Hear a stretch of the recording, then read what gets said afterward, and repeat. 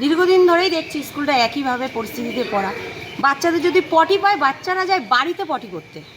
এটা কি স্কুলের সিস্টেম? স্কুলে যখন এসছে স্কুলেই পটি করবে। স্কুলে জলের কোনো ব্যবস্থা নেই, ভালো জল। স্কুলের রাস্তা টপকায় যায়, ওই কলে জল আনতে বাচ্চারা। প্রথম কথা, রাস্তাতে গাড়ি ঘোড়া চলে। আমার দ্বিতীয় কথা হলো, বাচ্চারা মিড ডে মিল কেন খায় না? বাচ্চাদের জিজ্ঞেস করেন, বাচ্চারা বলে নাকি পোকা থাকে ভাতে, বাচ্চারা খায় না। মাস্টারমশাইরা জিজ্ঞেস করে কিনা আমি জানি না। আমি বাড়িতে গেলে আমার আশেপাশে বাচ্চাদের জিজ্ঞেস করি, আজকে খেতে দিয়েছে? বলে না। কোনো শুকনো খাবার দিয়েছে? না। আমার বাচ্চা পড়ে প্রথমতলা স্কুলে, যেদিন খেতে দেয় না কোনো কারণে, সেদিন আমার বাচ্চাদের হয় কেক, নাই ডিম সিদ্ধ, না হলে একটা বিস্কুট, শুকনো খাবার দেয়। যেকোনো একটা কিছু থাকবে। সেটা কি করে বলবো? সেটা মাস্টার বলতে পারবে। যেহেতু দীর্ঘদিন মাস্টারমশাই স্কুলটা কারণ বুধবারে ডিম হয়, বাচ্চাদের জিজ্ঞেস করতে পারবো। বুধবার দিন মানে ওই বোর্ডে দেখেছেন আপনি মনে হয় যে ডিম আছে, ডিম হয় নাকি জিজ্ঞেস করেন বাচ্চাদের। কবে খেয়েছিল? বেশি তো বাচ্চা না, 15টা বাচ্চা, 15টা ডিম লাগবে। সব দিন তো 15টা বাচ্চা আসে না, অসুখ বিসুখ হতেই পারে বাচ্চাদের।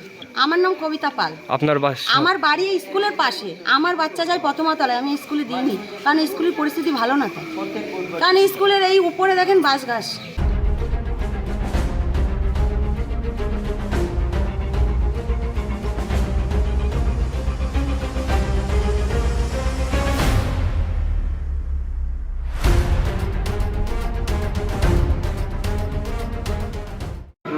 স্কুলের একটা হচ্ছে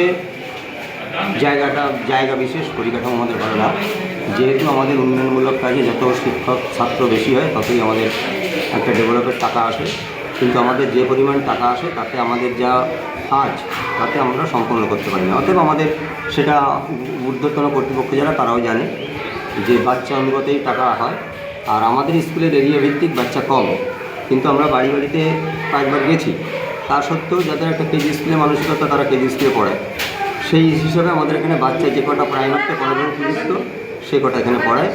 দুই একটা মুষ্টিমে হয়তো কারো কোনো ব্যক্তিগত ব্যাপারে হয়তো নিতে পারে। কোনো বাজে মন্তব্য, বাজে সম্পর্ক নেই। এটা আমার, যেহেতু আমি স্কুলে প্রথম দিন থেকে, স্কুলে যেদিন থেকে উদ্বোধন হয় আমি সেদিন থেকে, এবং স্কুলের সবথেকে বড় সমস্যা হচ্ছে আমার কাঠের ফার্নিচার আমি রাখতে পারি না বছরে বছরে। সেটা যদি কোনোবার বর্ষার সময় কেউ আসেন তারা দেখলে বুঝতে পারবেন, কারণ চারিদিকে যখন জল ওঠে কোনো ফার্নিচার বাদ থাকে না। যদি 1 মাস ছুটি থাকে তাহলে জানতে হবে যে আমার ফার্নিচার দিয়ে খুঁজে পাবো না। আমার স্টিল আলমারি পর্যন্ত গেল বর্ষায় স্টিল আলমারি পর্যন্ত সিদ্ধ করে দিয়েছে, এবং আমার দামি দামি কাগজপত্র পর্যন্ত কেটে দিয়েছে। এবার আমার এই যে টাকাটা, আচ্ছা এই স্কুলে করতে গেলে এখন 2 লাখ টাকার দরকার।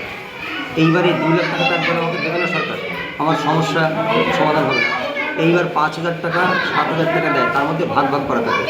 এইবার আমার যে এরিয়া, আমি প্রতি বছর 5 কিলো 7 কিলো করে শুধু ব্লিচিং, এই যারা লোকালে আছে, যারা মানে মানসিকতার দিক দিয়ে দেখতে পারে তারা দেখতে পারবে।